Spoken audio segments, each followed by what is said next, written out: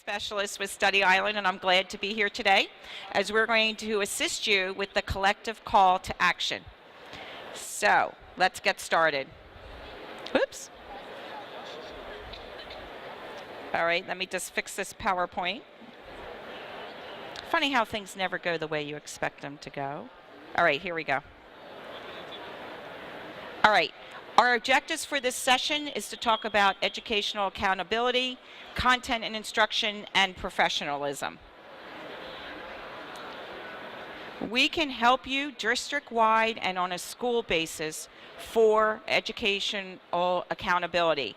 You can, using our reports, superintendents and district level folks can coach principals to be better administrators and develop consistent implementation plans. School level, principals could help coach teachers to use data to drive instruction and evaluate teacher performance based upon student progress. This is our new district dashboard. We just released this in the earlier part of the year. Therefore, you can monitor what's going on throughout the entire district, as well as individual schools and individual classrooms. So it's a complete package for you to know what's going on in your school. Weekly campus reports going to help your administrators monitor what's going on in their school. As a former principal, my favorite part is the suggested topics by grade. So Study Island does an item analysis every week and prioritizes the topics within our program so that the students and the teachers and the administrators always know which topics need additional attention. And then at the school level for the teachers, we offer all of these reports. So there's basically a report for every situation, including our new RTI report. We can download those reports into PDF or Excel formats. So the Excel format's going to help those teachers to get our data into their gradebook software. And we have an automatic email option so teachers can send our reports to their school email, and they don't even have to log into Study Island to see their reports. Content.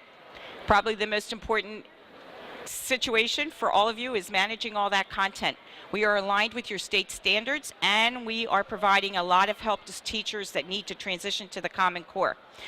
Our assessments and practice sessions are automatically scored, so as the student is working, the student knows how successful they're being. The teachers are also know how successful they're being because they can monitor the data online. We offer a diagnostic pretest, so we're going to identify those strengths and weaknesses immediately. We have benchmark testing and reports, and then we have a short cycle assessment product that helps teachers to do that ongoing evaluation for their students. For instruction, we offer a crosswalk document so a teacher can know the Study Island topic. On the left-hand side would be your state topics and the objectives, and on the left would be the Common Core. Instructional tools, I'm going to demo some of our most recent additions. We're most excited about our Khan Academy videos that have been added to our product. Enhancements. We now have more embedded video within our lessons, interactive flashcards, interactive animations for our lower grades, virtual labs, and then, as I mentioned before, the Khan Academy videos. Professionalism.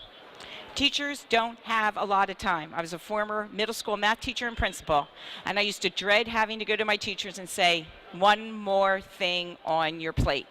I want you to be creative, I want you to be innovative, I want you using this technology, recording your grades, contacting parents, never-ending list of things for your teachers to do. So, with Study Island, as I mentioned, all the work is automatically graded. So we're talking about the practice sessions and the assessments. That takes a huge chunk out of their day. They're not grading every quiz, every test, every homework assignment. Using clickers, not only are they having a very interactive, fun, engaging session with their students, but we're developing data. So at the end of that clicker session, they know exactly who understands and who needs extra help. We also have all the standards-based supplies or tools that they need for instructional time. All of our tools can be easily used on an interactive board, so we're maximizing the technology in your school and your classrooms. Okay. And then coming soon in August is version 6. Version 6 is going to be more user-friendly for your teachers. The students get it. You give them a computer, a mobile device, they go off and running. But our teachers sometimes lag behind the students. So version 6 is going to be more user-friendly. It's going to also tie a lot of our features together, so they're going to be even more compatible with existing technology. We know that students are getting iPads, iPhones. We're going to be even more interactive with those devices. Okay, I'm going to just walk through a couple of things. You can see here I have state content for New Jersey, Florida, and Pennsylvania. So you will purchase your state content. You get the Common Core content for free. So it's automatically aligned. We also have what we call our national programs. They are your more course-based product, AP courses in high school, developmental math, GED, Algebra 1, US history, civics, that kind of thing. They're not directly aligned to a state standard. Yes, we do. We're in all 50 states and Canada. So if you have any Canadians here, we are in your provinces. Yesterday we were being challenged by some Canadian folks, and we're going, let's find your province. They were very excited that we knew about Canada. Okay, so aligned with 50 states and the provinces in Canada, and then, as I said, our national products. So I'm just going to open this up. These are the national products. So as I scroll down, it's a never-ending list of product that can be purchased. All the AP classes. If you need to be certified to be a dental hygienist, we have a test for you. If you need to be some kind of a medical assistant, we have a test for you. We have the developmental courses, the praxis, emergency medical technician, you name it, we have a test. But getting back up here, I want to point out one of the other things that Study Island did to help our struggling readers is we have graphic novels. They are intended to build up reading skills by developing the vocabulary of reading. So it's very vocabulary based, it's illustrated in the Japanese cartoon style, so it's very appealing to our older students. In order to get through the chapters, they have to read the text, answer the questions, and move on. They can't skip around. It's very logical, like a book would be. Once they get through that, there are writing prompts so they can learn to respond and reflect on what they're reading. So the graphic novels, again, we have them for the lower grades, but probably our most popular products are for middle school students who are struggling readers. They want to read stories that are related to what they're experiencing in their own lives. So for instance, we take the scientific method and they solve a girlfriend-boyfriend problem using the scientific method. So we're discussing the 5 steps, you know, what's your hypothesis, what's the problem, how you're going to test it, and your solution. So we're reinforcing that science, but we're also appealing to who they are. So the topics are very age appropriate, but the text is written at their instructional level. What I want to do is I want to show you what a practice session looks like to your students. We offer 4 different ways to practice in Study Island. Test mode simulates your multiple choice question and answer format. Game mode, this is very important. Game mode is multiple choice. If your students answer the question correctly on their first response, they get to play a game for about 25 seconds. Then they have to go back and continue answering questions in order to play the game. So we're rewarding them for taking their time, understanding what they're being asked to do, and then they get to play the game. If they don't answer correctly, they see the game, but they can't get into it. So they learn really quickly, take my time, read effectively, answer the question properly, and then they get to play the game. We also support any of you have clickers in your school? For those of you who don't have clickers, we have an app for you. The soft clicker application makes a computer look like a clicker. So if you have a laptop card or you have, computers in a computer lab, you can have a clicker session using the software. And actually, when I demo clickers, I don't go to the devices because I'm always worried about issues like this. I use the software app because it always works. All right, and then we have a printable worksheet. Excuse me? Yes, you can. You can use an iPad, iPhone, and a Droid. So once you get to that, you can use any other kind. We are slowly converting our games from a flash-based situation. We have 2 or 3 games now that are not flash-based that can be done on the phone. But I actually completed an on-site training. The internet went down in the school, so all their computers stopped working, and we finished that training using mobile phones. It was so much fun. The teachers were like, this is what my students can do on the bus. I said, if you can get them to do Study Island on the bus, that's a really good thing. All right, the fourth is a printable worksheet option. So you need to give your students paper, pencil options as well. Now, here's where we can tie all the things together. In our clicker session, you have an option for teacher-led or student-paced. So, bear with me as I walk through this.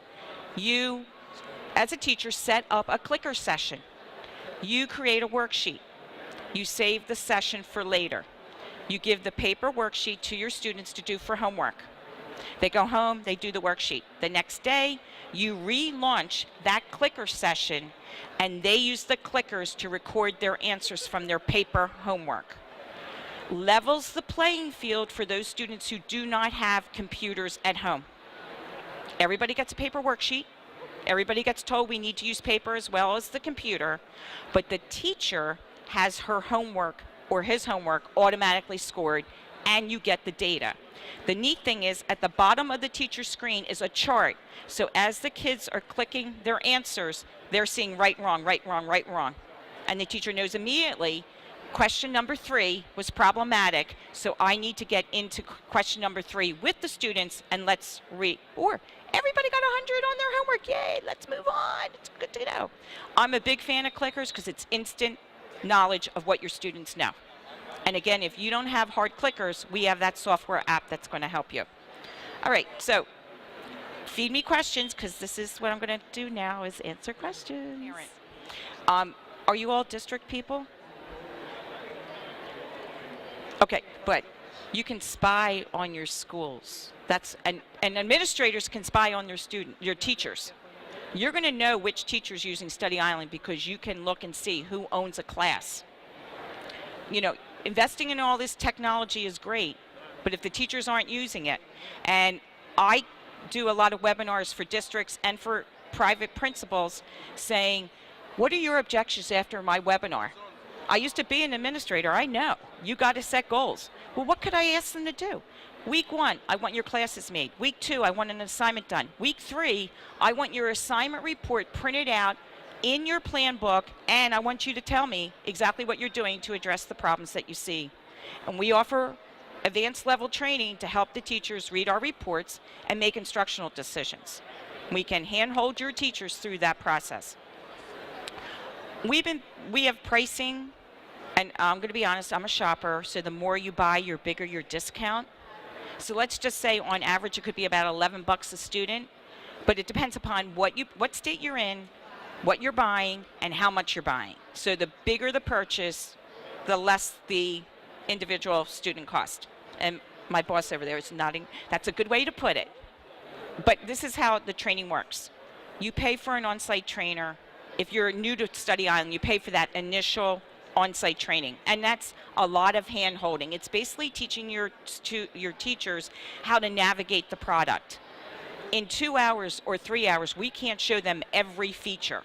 We just want them to get comfortable with, oh, I'll click on that and see what that does. Just getting them to get a certain level of comfort. After that initial training, then there's a lot of free options.